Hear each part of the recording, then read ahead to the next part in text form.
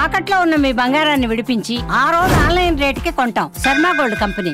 నమస్కారం. వసుదేవ సుతం దేవం కంస చాణూర మర్దనం దేవకీ పరమానందం కృష్ణం వందే జగద్గురుం. జై శ్రీకృష్ణ. 5000 సంవత్సరాల క్రితం అర్జునుడిని నిమిత్తంగా చేసుకుని ఆ శ్రీకృష్ణ భగవానుడు ఈ జగత్తుకు భగవద్గీతను బోధించారు. ఆ భగవద్గీతను ఎందరికో జ్ఞాన గీతగా బోధిస్తూ ఉన్నారు గీతాగాన ప్రవచన ప్రచారకర్త ఎల్వి గంగాధర శాస్త్రి గారు. భగవద్గీత ఫౌండేషన్ను స్థాపించి ఎందరికో భగవద్గీత యొక్క ప్రాధాన్యతను ఆయన తెలియజెప్తూ ఉన్నారు. ఒక్క మాటలో చెప్పాలంటే గీతా ప్రచారం కోసమే తన జీవితాన్ని అంకితం చేసినటువంటి తొలి భారతీయ గాయకులు ఎల్వి గంగాధర శాస్త్రి గారు. వారు ప్రస్తుతం మనతో పాటు ఉన్నారు. వారితో మాట్లాడదాం. గురుగారు నమస్కారం అండి. నమస్కారం గీతాంజలి గారు. ఆయుష్మాన్ భవ, శతమానం భవతి, సంపూర్ణ శ్రీకృష్ణానుగ్రహ ప్రాప్తిరస్తు. చాలా సంతోషం. మీ పాద పద్మాలకు నా నమస్కారాలు. సాధారణంగా ఒక్కసారి భగవద్గీత చదివితేనే అది జన్మధన్యమైనట్టుగా భావిస్తారు. మీరు ఎన్నిసార్లు చదువుంటారు? అదంతా పరమాత్మ అనుగ్రహం. అది ఏది మనకి ఇది కాదు. మీరు అదేదో సినిమాలో చూడండి, మీరు మొదట మీరు ప్రేమించారా, తర్వాత ఆవిడ ప్రేమించిందా అంటే ఆవిడ ప్రేమించింది, తర్వాత నేను పెళ్లి చేసుకోవాలి లాగా మీరు సరదాగా అర్థం కావడం కోసం ఊరికే చిన్న ఇవి చెప్తున్నాను. భగవద్గీత నేను అలా అనుకోలేదు.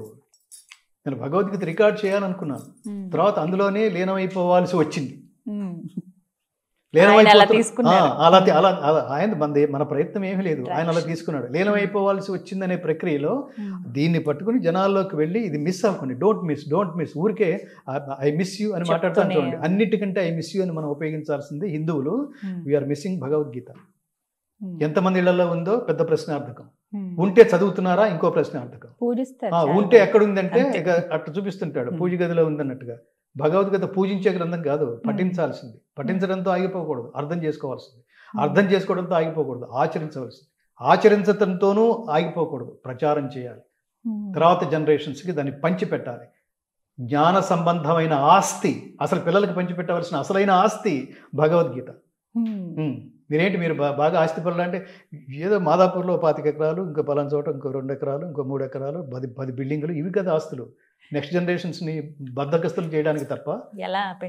10 జనరేషన్స్ తర్వాత ఒకడెవడ వీటన్నిటినీ సర్వనాశనం చేసి ఎవడెవడ పుడతాడు. దానికోసం వీడు కడుపు కట్టుకుని ఎప్పటి నుంచి ఎంత కష్టపడి. అది కాదు, వాడికి తెలివి పంచిపెట్టు, జ్ఞానం పంచిపెట్టు, వాడికి శీలం పంచిపెట్టు, నైతిక విలువలు పంచిపెట్టు. నువ్వు లేకపోతే మనం లేకపోతే మిస్ అవుతున్నాననే భావన ఇంట్లో కల్పించకపోతే అసలు ఆ ఇంట్లో నీ ఉనికి ఏంటి చెప్పండి. నువ్వు లేకపోయినా బతికేస్తున్నారు. ఎందుకు దరిద్రం, ఎందుకు పెళ్ళి, ఎందుకు పిల్లలు, ఎందుకు సంసారం?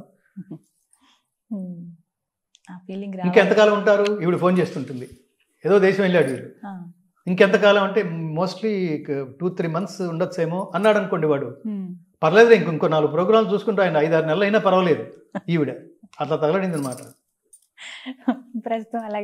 నేను 1 ప్రోగ్రామ్స్ కోసం వెళ్ళాను కానీ, అంటే ఈ బిజినెస్ పని మీద వెళ్ళాను కానీ, అంటే 2-3 నెలలు ఉండే పనుల మీదే వెళ్ళాను కానీ అన్ని సడన్ గా క్యాన్సిల్ అయినాయి. ఎల్లుండే వచ్చేస్తున్నాను. ఎల్లుండేనా అని ఈవిడ ఫీలింగ్.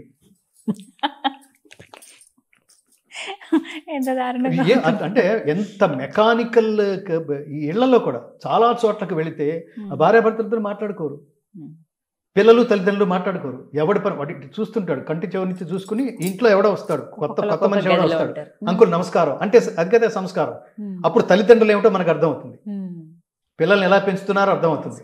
కానీ కొత్త వ్యక్తి ఎవరో ఇంట్లోకి వచ్చి కూర్చుంటే వాడు కంటి చెవి నుంచి అలా చూసేసి వాడు ఫోన్ కెలుక్కుంటూ, లేదా మన మధ్యలోనే కూర్చుని ఫోన్ కెలుక్కుంటూ ఇలా పెంచుతున్నారనమాట పిల్లల్ని. మీరిద్దరు సరిగ్గా మాట్లాడుకోరు అనమాట. ఎవరింటికన్నా వెళితే వాడితో ఏదో మాట్లాడుతుంటాం అనుకోండి. ఉదాహరణకి ఎలా ప్రవర్తించకూడదో కూడా చెప్పటం. అన్ని భగవద్గీత లాగితే కదిలేవి. రిలేషన్స్ మెయింటైన్ చేయడం, వాడితో అది కాదురా, అది కరెక్ట్ కాదు కదా, అది కరెక్ట్ కాదు కదా అన్నాం అనుకోండి. పక్కన వాళ్ళు ఆడు అలా గడ్డి పెట్టండి బావగారు అంటుంది, అలా గడ్డి పెట్టండి అన్నయ్య గారు అంటే ఆ ఫ్యామిలీ అలా నడుస్తుంది అనమాట. ఒక్కసారి ఎంత ఆనందమో ఈవిడికి వాడిని తిట్టేసరికి. చూస్తున్నాం అలాంటివి చాలా. అధిక దుఃఖమైన ఆనందమైన కలసి చెమ్మగిల్లు కనులు 2 ఆలుమగల జంట అట్లున్న ఎప్పుడే సౌఖ్య జీవనము సాధ్యమగ. భార్యాభర్తల జీవితం అంటే అది లైఫ్ టైం కమిట్మెంట్ లాంటిది. Life time commitment. పెళ్ళైనప్పుడే భార్యాభర్తలు, తర్వాత ఫ్రెండ్స్ అయిపోవాలి, వాళ్ళు స్నేహితులు అయిపోవాలి. స్నేహితుల మధ్య ఇంకేమీ ఉండదు. అలా ప్రవర్తించాలి. కానీ నువ్వు భార్య, నువ్వు తక్కువ, నేను హస్బెండ్, నేను ఎక్కువ, నేను తాగి వస్తాను, ఇంకోటి ఏదో చేస్తాను, నువ్వు సర్వీస్ చేయడానికి ఉండాలి. నాన్ సెన్స్ అది. ఈ మధ్య ఎక్కువ చూసేవే. మనం వీటన్నిటి గురించి మాట్లాడుతుంటే మన సమాజంలో ఏం జరుగుతుందో మనం చూస్తుండటం వల్లే మాట్లాడుతున్నాం. అలా ఉండకూడదు. అప్పుడు మీ పిల్లలకి మీరు ఇచ్చే సందేశం ఏమిటి? అమ్మా నాన్న వీడి సంబంధం చూస్తే, ఎందుకు నాన్న సంబంధం చూస్తున్నావు, మీరేం బాగు చచ్చారని, మీరు ఏనాడు సుఖంగా ఉన్నారని. ఎప్పుడు తిట్టుకోవడమే కదా, మీరు తిట్టుకోవడమే, కొట్టుకోవడమే. అమ్మదంటుంది, నువ్వు కాదంటావు, నువ్వు అదంటుంది, అమ్మ కాదంటావు. రేపు నా భవిష్యత్తు కూడా ఇలాగే తగలడుతుంది, నాకు అర్థమవుతుంది, నా ఫ్యూచర్ నాకు అర్థమవుతుంది. వద్దు నాన్న, నేను హ్యాపీగా, ఇప్పుడు ఏదో కొత్త ట్రెండ్ కదా అది, పెళ్లి చేసుకోకపోవడం. ఇక్కడి నుంచి పుట్టిన వాళ్ళే వీళ్ళందరూ. బెస్ట్ కంపానియన్ అనేట్టుగా వాడు ఉండాలి, బెస్ట్ కంపానియన్ అనేట్టుగా ఆవిడ ఉండాలి. లేదు, ఇవాళ ఎర్లీగా వచ్చారేమిటి అంటుంది ఆవిడ, గంట ముందు వస్తే. అట్లా ఉంటే, అందుకని ఆ ఉదాహరణ చెప్పినప్పుడు సీతమ్మ శ్రీరాముడు ఉదాహరణ ఎందుకు చెప్తామంటే, నేను 14 సంవత్సరాలు అక్కడ గడిపేసి 14 క్షణాల్లాగా గడిపేసి వచ్చేస్తాను అరణ్యంలో. నువ్వు ఇంట్లోనే ఉండి అత్తమామని జాగ్రత్తగా చూసుకో అంటే, ఏమంటున్నావు రామా? భర్త ఎక్కడుంటే భార్య అక్కడే ఉండటం కదా సుఖం అన్నా, సౌఖ్యం అన్నా, స్వర్గం అన్నా, ఆనందం అన్నా. అది నీకు తెలియదు, ఈ ధర్మం నీకు తెలియదా? ఒక్క నిమిషం ఉండు, కాస్ట్యూమ్స్ మార్చుకుని వస్తాను అని వచ్చి వెళ్ళిపోయింది ఆవిడతో సరదాగా, జస్ట్ లైక్ దట్. వెళ్ళిపో అరణ్యాలకి అంటే, ముఖంలో కవళికల్లో కూడా మార్పు లేదు శ్రీరామచంద్రుడికి. ఏమిటిది అన్నట్టుగా చూశాడు లక్ష్మణుడు. దీన్నే స్థిత ప్రజ్ఞత్వం అంటారు. హంసతూలిక తల్పాలపైన పడుకున్నా నాకు ఒకటే, కటిక నేల మీద పడుకున్నా, క్రూర జంతువుల మధ్యలో పడుకున్నా, రాతి బండల మీద పడుకున్నా నాకు ఒక్కటే అన్నాడు. అలా అన్నవాడు మామూలు వాడు కాదు, ఒక చక్రవర్తి స్థానంలో ఉన్నవాడు ఆ మాట అనడమే గొప్ప. అప్పుడు ఒక పని చేయొచ్చు. ఇప్పుడు ఆ తర్వాత జనరేషన్స్ ఉన్నాయి చూడండి. తండ్రిని చంపేసి రాజ్యపాలన చేసినవాడు, ఆ తండ్రిని జైల్లో పెట్టినవాడు, ఆ తర్వాత తాజ్మహల్ కట్టినవాడు. ఆ ఫెసిలిటీ ఇక్కడ రాముడికి కూడా ఉంది. తండ్రిని వేసేయచ్చు, అంత అడవులు కంటాడా, రేపు పట్టాభిషేకం పెట్టుకుని వేసేస్తా అనొచ్చు కదా. ఈ దేశం నుంచి ఎంత నేర్చుకోవచ్చు ప్రపంచం. కుటుంబ వ్యవస్థ, బాంధవ్యాలు, తల్లిదండ్రులకు ఇవ్వాల్సిన గౌరవాలు, ఇది కదా వ్యవస్థ అంటే. నువ్వు కూడా అడవుకు వచ్చేస్తావా నాతో పాటు అన్నాడు అనుకోండి. ఇప్పుడు ఈ రోజులో అయితే ఏంటి, చిచి ఆ రాజమండ్రి సంబంధం చేసుకున్నా బాగుండేది, వీడిని చేసుకోగానే నెక్స్ట్ డే అడవుల పాలైపోయి. అలా అనుకోలేదు సీతమ్మ. అందుకని మీకు చెప్తోంది, అధిక దుఃఖమైన ఆనందమైన. కళ్ళు ఆనందించినా వర్షించినా కలిసే వర్షిస్తాయి, కానీ ఆ పక్క కంట్లో నలుసు పడింది కదా అని ఈ కళ్ళను ఎంజాయ్ చేస్తూ ఉండదు. దానికి బాగా అయింది అనుకుంటే ఎంజాయ్ చేయదు, అది వర్షిస్తుంది. సో మనుషుల మధ్య ఉన్న రిలేషన్, తమ్ముడంటే ఏమిటి, సోదరుడంటే ఏమిటి. చెప్పులైనా రాజ్యపాలన చేస్తాయి, కానీ నువ్వు కూర్చున్న సీట్లో నువ్వు వెళ్ళిపోయావని నేను ఆనందించి రాజ్యపాలన చేస్తాను ఎలా అనుకున్నావు? ఎలా అన్నాడు అది? ఏంటో మానసిక స్థితి ఒకసారి ఊహించండి. మన చెమర్చ గూజ్ బంప్స్ అంటాం ప్రతిదానికి. ఆఫ్టర్ చెత్త సినిమాలో ఏదో చెత్త సీన్ వస్తేనే గూజ్ బంప్స్ వచ్చేసినాయి అని మాట్లాడు. వీటికి కదా రావాల్సింది. అసలు ఇలాంటి వాళ్ళు ఉంటారా అనిపిస్తుంది. అంటే ఇలా కూడా ఆలోచించచ్చా, అసలు ఇట్లా కూడా ఆలోచించచ్చా అని. అంతా పనిచేసి నాకు ఇది కావాలని అడగలేదేంటి, నీకేం కావాలంటే అసలు సైలెంట్ అయిపోయాడేంటి హనుమంతుడు. రామనామం కంటే శక్తిమంతం మించింది ఏదన్నా ఉంటే అది ఇద్దు గాని, అది లేదు. రామనామ స్మరణ కంటే ఆనందం ఇచ్చేది ఇంకేదన్నా ఉంటే అది ఇద్దు గాని, అది లేదు. అందుకని అంటారు, నీ పాద కమల సేవయు నీ పాదార్చకులతోటి ఇంతటి వాంగ్మయం ప్రపంచంలో, ఇంతటి ఐడియాలజీ, ఇంతటి ఎక్స్ప్రెషన్స్ ప్రపంచంలో ఎక్కడ ఉండవమ్మా. పని చేయమని చెప్తున్నాడు కృష్ణుడు. పని ఎలా చేయాలట అది ఎంత బాగా చెప్తాడు. పద్మపత్రం ఇవాంభస అంటే తామరాకును నీటి బిందువు అంటని రీతిగా కర్మలు అలా చేయాలి. పని చేసావు, ఆ పనితో నీకేంటి, నాకేం లేదు. పని త్రికరణ శుద్ధిగా చేయమన్నావు, చేశానంతే. ఆ పని తాలూకు ఫలితంతో నాకేం సంబంధం లేదు. తామరాకు మీద నీటి పట్టుంది ఉంది అంటే ఉంది, దాన్ని అంటుకుని ఉందా అంటే ఇట్లా అన్నాం. దాని తాలూకు పార్టికల్ కూడా లేదు అక్కడ, ఏమీ ఉండదు, జారిపోతుంది. అసలు ఆ థాట్ ప్రాసెస్ ఏంటి, ఆ ఐడియాలజీ ఏంటి? అలా చేయొచ్చా? చేయొచ్చు. ఎలా చేయొచ్చు అంటే అభ్యాసేనతు కౌంతేయ, నీ అభ్యాసం, నీ ప్రాక్టీస్ వల్ల అలా చేయొచ్చు. ఇది ఎవడో చెప్పాడు, మనం చెప్పించాలి, భలే బాగుంది, అది నేను వాళ్ళ నుంచి ప్రాక్టీస్ చేస్తాను అని కొంతమంది అంటాం, మనం వింటలేదు. అవును. ఇవాళ దాకా నాకు ఆలోచన రాలేదు, నేను నాకు భలే భలే మాట మాట్లాడాడు అని. అందుకని పాజిటివ్ అంటే పాజిటివ్ ఐడియాలజీ అవన్నీ ప్రపంచానికి ఎప్పుడు వెళుతూ ఉండాలి. భగవద్గీత చదివితే లంచాలు లేని భారతదేశాన్ని సృష్టించవచ్చు. భగవద్గీత చదివితే అర్థం చేసుకుని ఆచరిస్తే స్ట్రెస్లెస్ లైఫ్ లీడ్ చేయొచ్చు. భగవద్గీత చదివితే ఉత్తమ జీవన విధాన మార్గం ఏమిటో తర్వాత తరాల వాళ్ళకి మనం చాలా స్పష్టంగా అందించవచ్చు. భారతదేశానికి పూర్వ వైభవం తీసుకురావచ్చు. రాముడు అప్పుడు ఉన్నాడు, ఇప్పుడు ఎందుకు లేడు? ఇప్పుడు ఉండొచ్చు. కృష్ణుడు అప్పుడు ఉన్నాడు, ఇప్పుడు ఎందుకు లేడు? ఇప్పుడు ఉండొచ్చు. అది యాజ్ ఇట్ ఈస్ గా జెరాక్స్ చేసేస్తే చాలు. దానికి కొన్ని జన్మలు పట్టచ్చు. దానికి భగవద్గీత మీకు ఎప్పటికి మోక్షం వస్తుంది అంటే నేను చెప్తుంటాను, భగవద్గీతలో కృష్ణుడు అర్జునుడికి 574 శ్లోకాలు చెప్పాడు, 574 పాఠాలు చెప్పాడు. ఒక జీవితంలో ఒక పాఠాన్ని అర్థం చేసుకునే ప్రయత్నంలో ఒక జీవితం గడిపామనుకోండి, అట్లా 574 జీవితాల్లో అట్లీస్ట్ మనకి మోక్షం. అది చదివినట్టే ఉంటుంది, మనకి అర్థమైనట్టే ఉంటుంది. ఆచరించిన దగ్గరకు వచ్చేసరికి ఎక్కడో మనకి బయటికి మనం ఇంత నేర్చుకుంటాం, బయటికి వెళ్తే ప్రపంచం వేరుగా ఉంటుంది. ఇది చూడండి, ఇదే చేద్దాం అనుకుంటాం మనం, వాడు అసలు అక్రమంగా ఇది అధర్మం కదా అంటాం, వాడు చాలా వేరే విధం చూసినట్టు చూస్తాడు అనమాట. వాడు రాంగ్ రూట్ లో వస్తాడు, ఎవరిను రాంగ్ రూట్ లో చూస్తాడు, వాడు పైగా కొట్టడానికి వస్తాడు. చుట్టూతో ప్రపంచం అలా ఉంటుంది. మేము ఇదివరకు ఉన్న ఇంట్లో ఆ పక్కింటి వాడు చాలా ఫ్రీక్వెంట్ గా వాడు జైలుకి వెళ్ళొస్తుంటాడు లంచాలు తీసుకుని. అదే లంచంతో సంపాదించిన డబ్బుతో జైల్లో వాళ్ళకి డబ్బు తినిపించేసి వీడు బయటకు వచ్చేస్తుంటాడు, ఆఫీసర్గా డబ్బు తినేసి. అదే డబ్బు, ఆ డబ్బు వల్లే జైలుకి పోయాడు. ఆ డబ్బుతోనే జైలు నుంచి విడిపించుకుని బయటికి రాగలిగాడు. ఇట్లాంటి వాళ్ళు చుట్టూతా ఉన్నారనుకోండి, వాడికేమి అంటే దాదాపుగా ఏమిటంటే వదిలేస్తే తప్ప. నేను అందుకని లంచాలు లేని భారతదేశాన్ని సృష్టించాలంటే భగవద్గీత చదవండి. అది డబ్బు నీది కానప్పుడు, ఒక పైసా అవతలవాడి నీ కష్టార్జితం కానప్పుడు అవతలవాడి బహుమతుల పేరుతోనో, లంచాల పేరుతోనో, దుర్మార్గాల పేరుతోనో, అక్రమాల పేరుతోనో, బ్లాక్మెయిల్ పేరుతోనో అవతలవాడి జేబులో ఉన్న ₹1 మన జేబులోకి వస్తే అది తదనంతర కాలంలో పామై కాటేసి సర్వనాశనం చేస్తుంది. ఇప్పుడు చాలా మంది రాజకీయ నాయకులు ఎలా పడితే అలా సంపాదించే ఊరికే వెళ్ళిపోతున్నారు చూడండి. అంతే, తదనంతర కాలంలో సిగ్గు ఎగ్గు లేకుండా జైలుకి వెళ్ళి మళ్ళీ వీళ్ళకి స్వాగత సత్కారాలు, మళ్ళీ ఇలాంటి వాళ్ళకి ఫాలోవర్స్, మళ్ళీ వాళ్ళకి వీళ్ళతో పనులు, జైలు నుంచే స్వాగతం పలకటాలు. మనం ఇంత నేర్చుకుని సమాజంలోకి వెళితే మళ్ళీ వీళ్ళే కనిపిస్తుంటారు. అది మనం అనేది ఏంటంటే ఏకకాలంలో లేదా కొంతకాలంలో కొన్ని జనరేషన్స్ తర్వాత ఒక్కొక్కడు నేర్చుకుంటూ సరే మన వల్ల కాలేదురా, మనం ఈ దరిద్రులందరినీ భరిస్తున్నాం, కనీసం మీరన్నా జాగ్రత్తగా ఉండండిరా నాయన. నేను ఉదాహరణలు చెప్తుంటాను. ఇప్పుడు నాగమారుతి శర్మ, జేడి లక్ష్మీనారాయణ, ఏ డబ్బు ఎందుకు తీసుకోవట్లేదు? వాళ్ళకి ఏం డబ్బు చేయదా? వాళ్ళు 100 కోట్లు సంపాదించవచ్చు, డబ్బే అనుకుంటే 100 కోట్లు సంపాదించవచ్చు. కానీ ధర్మం తప్పితే మేము నైతికంగా శారీరకంగా మేము మరణించినట్టే అని స్టేట్మెంట్లు ఇచ్చారంటే వాళ్ళు ఎంత గొప్పవాళ్ళు. వాళ్ళు లక్ష్మీనారాయణ గారు భగవద్గీత విషయంలో హీజ్ మై ఫాలోవర్. అది నేను చాలా చాలా చాలా గర్వంగా చెప్పుకుంటాను. ఆయన ఎక్కడికి వెళ్ళినా భగవద్గీత శ్లోకాలు చెప్తుంటాడు పిల్లలకి.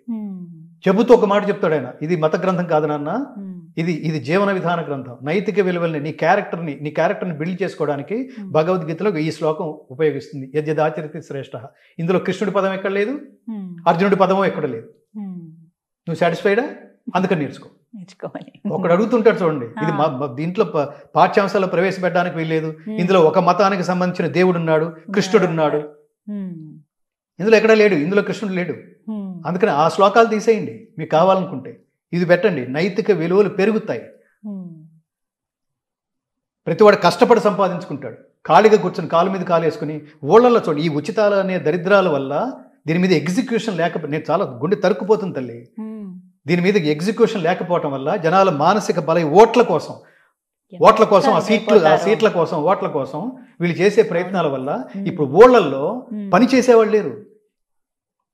పని చేస్తేనే డబ్బు వస్తుంది అనే స్థిర నిశ్చయం ఉన్నవాళ్ళు వాళ్ళు సోమరిపోతులు అయిపోయి పొలాల్లో నాట్లు వేయటానికి రాక, బయట పని చేయడానికి దొరక్క.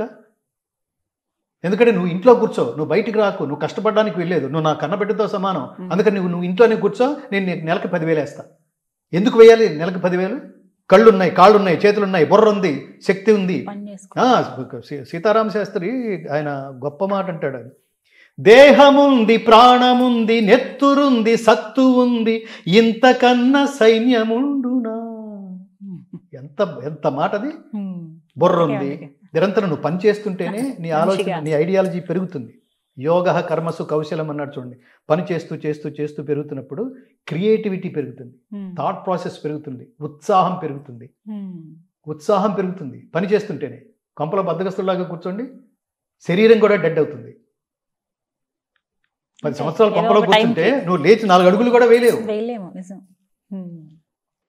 అలా నిన్ను కూర్చోబెట్టి నీ ఓటు కోసం, ఓటుకి ముందు పబ్లిక్గా ఓటుకి ఎంత తీసుకున్నావు మీరు మైక్ పెట్టి అడగటం, ఓటుకి ఎంత తీసుకున్నావు అంటే ఇక్కడ లాస్ట్ ఇయర్ లాగా ఇవ్వలేదయ్యా, ఈసారి 2000 ఇచ్చారు, 2000 ఇచ్చారట, లాస్ట్ ఇయర్ 3,500 ఇచ్చారట. మీరు ఇంటర్వ్యూ చేస్తుంటే చెప్పేస్తున్నాడు వాడు. ఫ్యామిలీకి ఆ మునుగోడు ఎలక్షన్స్లో ఏంటి, ఇది ఒక ఉదాహరణ. ప్రతి చోట ఫ్యామిలీకి ఎంత, ఎన్ని ఓట్లు ఏంటిది మారదా? ఈ భారతదేశం మారదా?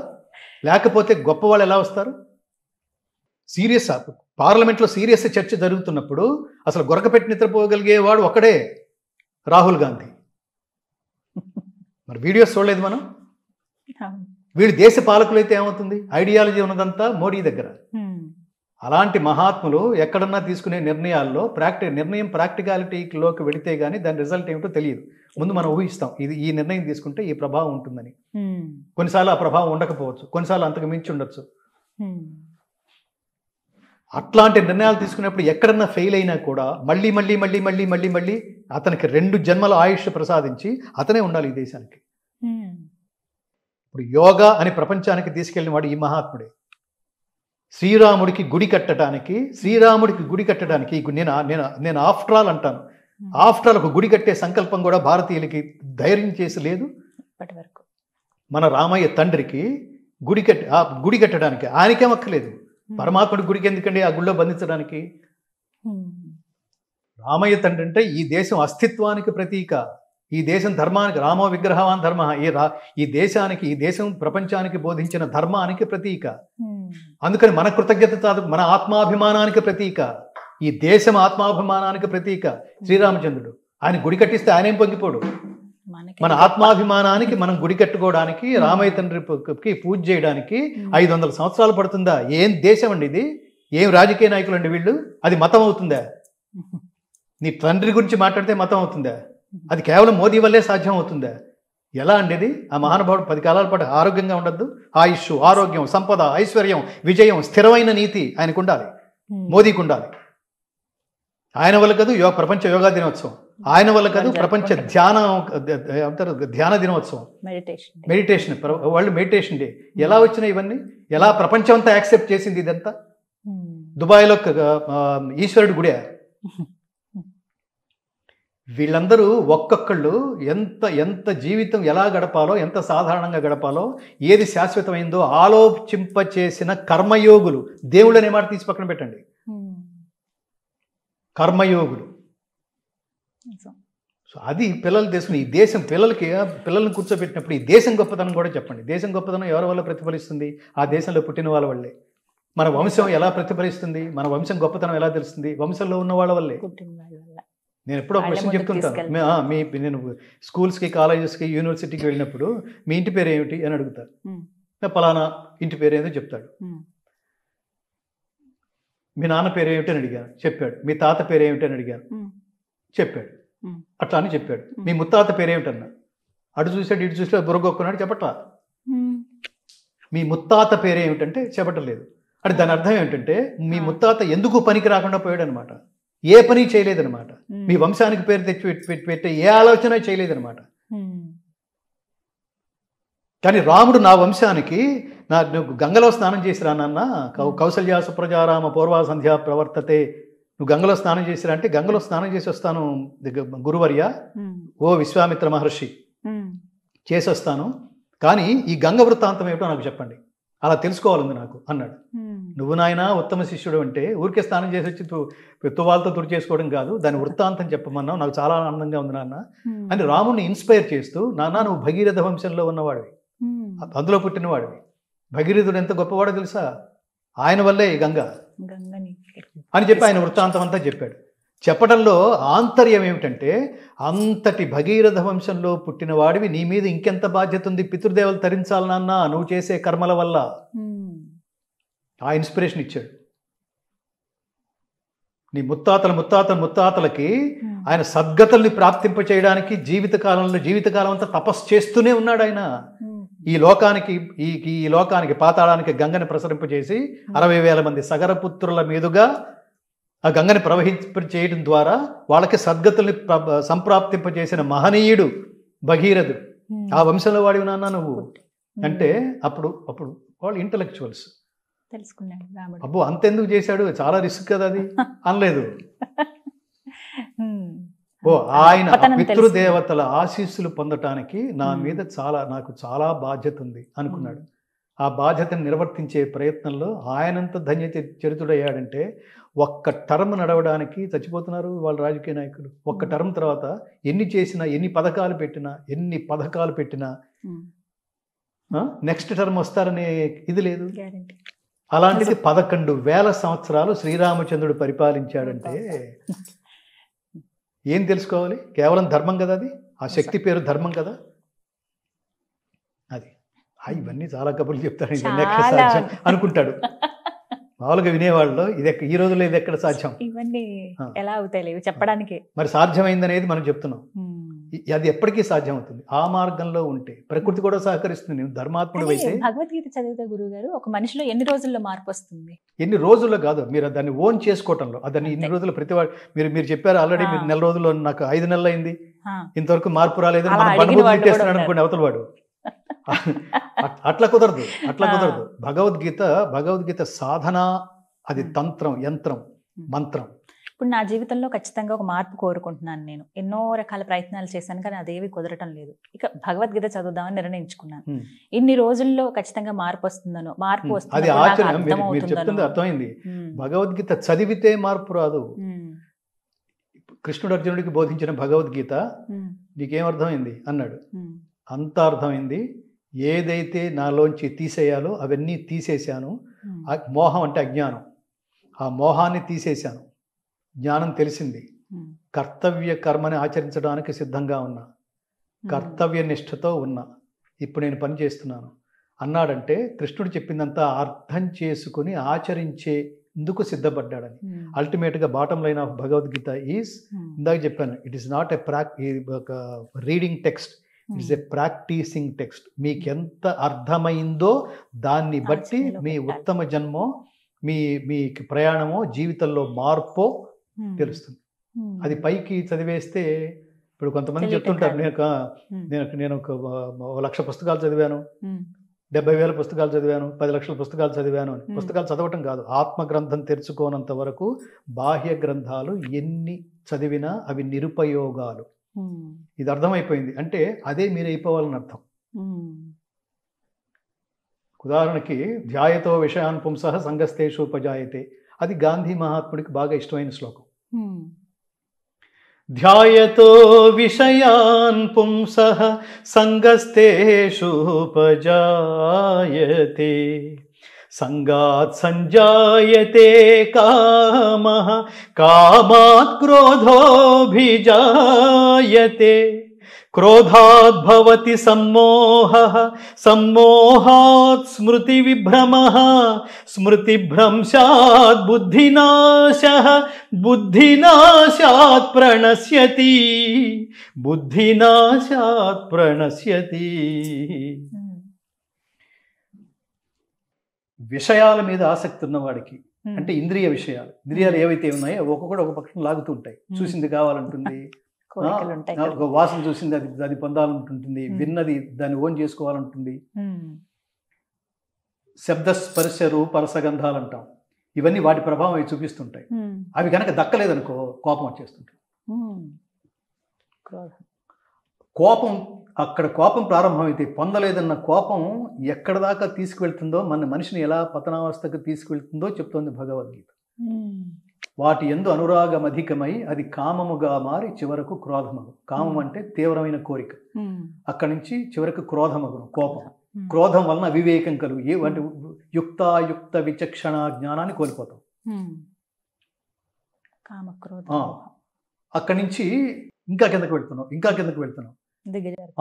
అటు మరణము వాని యందు అనురాగం అధికమై అది కామముగా మారి చివరకు క్రోధం వల్ల అవివేకం, దాని ఫలితముగా జ్ఞాపక శక్తి, దాని ఫలితముగా జ్ఞానం పోయింది, దాని ఫలితంగా బుద్ధి పోయింది. మీరు మనసుకి బుద్ధికి తేడా ఏమిటంటే మనసు డిస్కస్ చేస్తుంది, బుద్ధి తీర్మానించే స్థితి కూడా పోతుంది, చివరికి అధోగతి చెందును. ఇది చదువుతున్నాం అనుకోండి, దీనికి రూట్ కాజ్ ఏంటంటే కోపం అన్నాం అనుకోండి, దాన్ని తగ్గించుకునే ప్రయత్నం చేస్తాం. అది ఎట్లా? అభ్యాసం వల్ల సాధ్యం. ఇప్పుడు మీరు అడుగుతున్న ప్రశ్నకి ఇంత లెంగ్తీ ఆన్సర్ ఉంది. ఏది ఒక రోజులో కాదు, దాన్ని అర్థం చేసుకోవడం. శ్లోకాన్ని మీరు అర్థం చేసుకున్నారు, అర్థం చేసుకుని ఆచరించటం మొదలెట్టారు. ఈ మొదలెట్టిన దాంట్లో మీరు సక్సెస్ కావాలంటే అందులో మీరు ఎంత ఇన్వాల్వ్ అయి ఉన్నారో అది మిమ్మల్ని సక్సెస్ వైపుకి తీసుకెళ్తుంది. చాలా పరీక్షలు ఎదురవుతాయి. వాడెవడో మీకు ఓర్పు ఎక్కువ మాస్టారు అన్నాడు. చాలా రా, లేకపోతే ఇంత చేయలేం కదా. నిజంగా ఎక్కువే అంటే చాలా ఉంది. ఎప్పటి నుంచి ఉంది? నేను చదవటం మొదలెట్టినప్పటి నుంచి ఓర్పు చాలా వచ్చింది. అంటే చదవటం ఎప్పటి నుంచి మొదలెట్టారు అంటే నేను ఒక 10 years నుంచి. అంటే అంతకుముందు లేదా అన్నాడు. అంతకుముందు లేనట్టే కదా చెప్తోంది అన్నాడు వాడు. ఓర్పు అంటే ఎట్లా సాధ్యం అసలు? అది నీకేమైనా బుద్ధి ఉందా మాట్లాడుతున్నాడు నీకు అన్నాడు. వీడు రియాక్ట్ అయ్యాడు. ఇందాక నుంచి ఓర్పు మీద దాని నుంచి నన్ను వాయించేస్తున్నావు నువ్వు అన్నాడు. ఎవడు? నాకు ఓర్పు ఎక్కువ అని మాట్లాడినవాడు. ఇంకెక్కడుంది? దీన్ని ప్రాక్టీస్ చేయడానికి అది అంత సులభం కాదు. ఏదైనా ఇంద్రియ విషయాలకి సంబంధించిన నిగ్రహం అంత అందుకని అన్నాడు మీకు మనస్సు చాలా చంచలమైంది కదా, కృష్ణ పరమాత్మ చంచలమైంది కదా, దాన్ని గాలిని బంధించడం లాగా దుస్సాధ్యం కదా. గాలిని బంధించడం ఎలా సాధ్యం కాదో ఇది కూడా అలా సాధ్యం కాదు కదా. మరి నువ్వేమో మనస్సు నిగ్రహించుకోవడం అన్నావేంటి? ఎలా సాధ్యం అంటే అప్పుడు అన్నాడు అనమాట, అసంశయం మహాబాహో మనో దుర్నిగ్రహం చలం అభ్యాసేన తు కౌంతేయ వైరాగ్యేణ చ గృహ్యతే.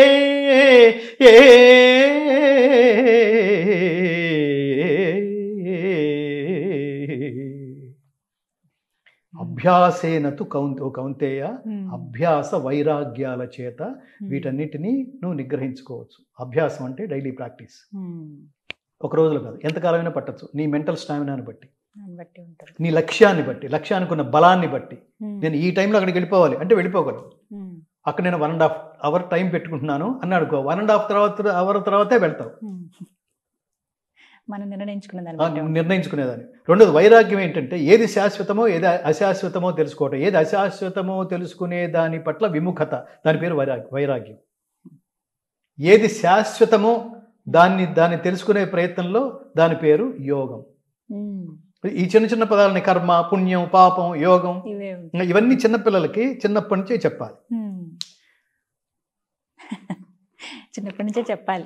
ఎక్కడికి వెళ్ళినా ఫస్ట్ స్టార్టింగ్ పాయింట్ అక్కడే, బీజం వేయాల్సింది అక్కడ, ఫౌండేషన్. ఎందుకంటే 60-70 ఏళ్ళు దాటిన తర్వాత మీరు చెప్పింది చాలా ఇన్స్పైరింగ్ గా ఉంది గురుగారు. నాకు కొంతమంది చేస్తుంటారు, చాలా ఇన్స్పైరింగ్ గా ఉంది గురుగారు అంటే మీరు ఏం చేస్తుంటారు అని. నేను ఇంట్లో ఉంటున్నానండి, జాబ్ ఏం చేయట్లేదా? జాబ్ చేయకపోవడం ఏంటి గురుగారు, ఇప్పుడు 80 ఏళ్ళు నాకు అన్నాడు. ఇంకేం లేపుతాం అయింది? లేవాల్సిన వాడు, సమాజాన్ని లేపవలసిన వాడు, జాగృతం చేయవలసిన వాడు, కర్మనిష్ఠుడు. వాడు బాల్యదశ నుంచి నేర్పిస్తే వాడు అలా తయారవుతాడు. వాడికి చిన్నప్పటి నుంచి చెప్తే ఆ మైండ్ ఏమంటారు, మీరు చెప్పింది వైట్ పేపర్ లాగా బుర్ర అనవసరమైన చాలా వచ్చి చేరిపోయిన తర్వాత డస్ట్బిన్ లాగా బుర్రంతా తయారైన తర్వాత అందులో మీరు అవన్నీ తీయడానికి సాధ్యం కాదు, కొత్తవి పోయడానికి సాధ్యం కాదు. ఆ టైంలో అదేదో రిలాక్సేషన్ అనుకుంటాం. చాలా మంది ఇప్పుడు ప్రవచనకర్తలు చాలా మంది ఉన్నారు, వాళ్ళకి కొన్ని 100 మంది 1000 మంది తరలి వెళ్తుంటారు. ఎంతమందిలో భక్తి ఉందో మనకు చాలా పెద్ద విచిత్రం.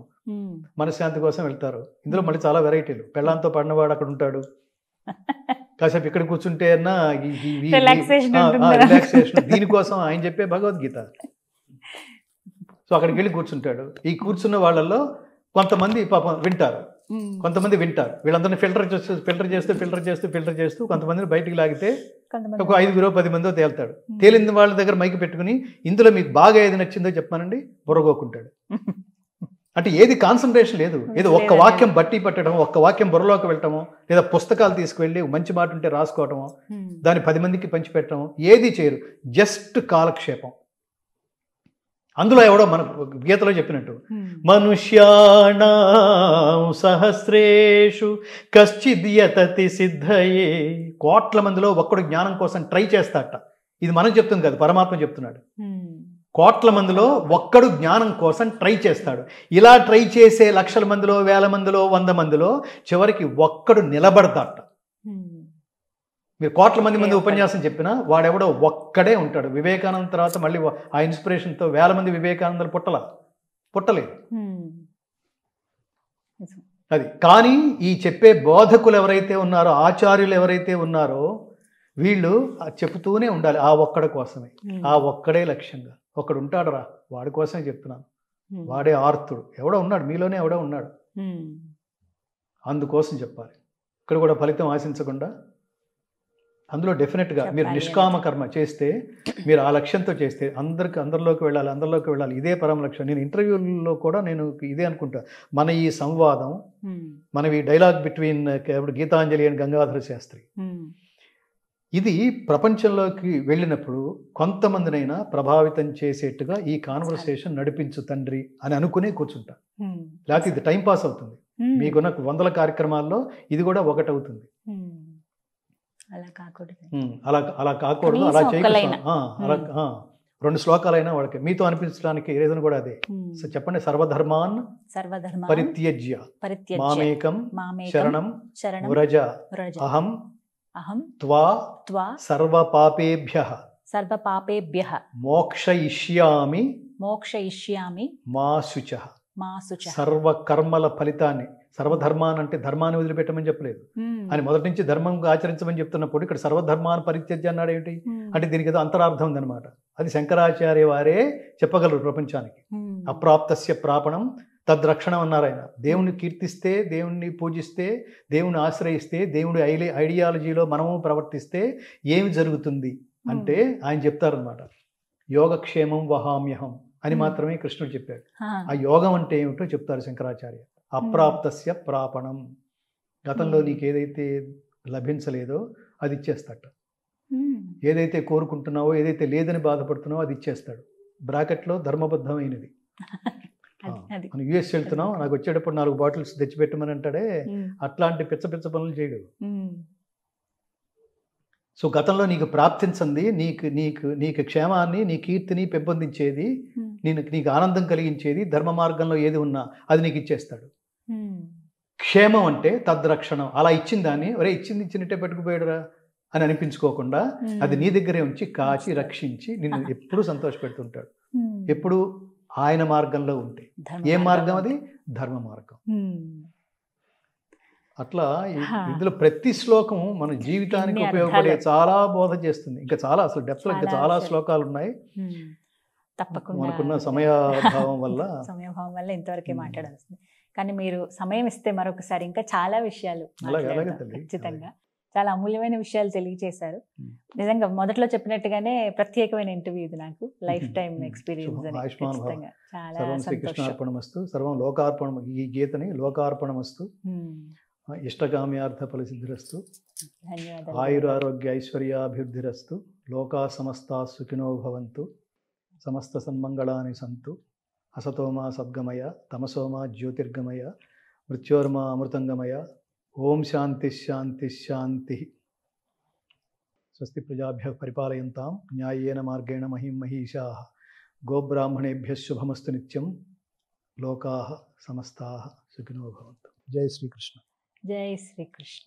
చాలా అమూల్యమైన విషయాలు తెలియజేశారు. నిజంగా మొదట్లో చెప్పినట్టుగానే ప్రత్యేకమైన ఇంటర్వ్యూ ఇది. నాకు లైఫ్ టైం ఎక్స్పీరియన్స్. సర్వం శ్రీకృష్ణార్పణమస్తు, సర్వం లోకార్పణం. ఈ గీతని లోకార్పణమస్తు.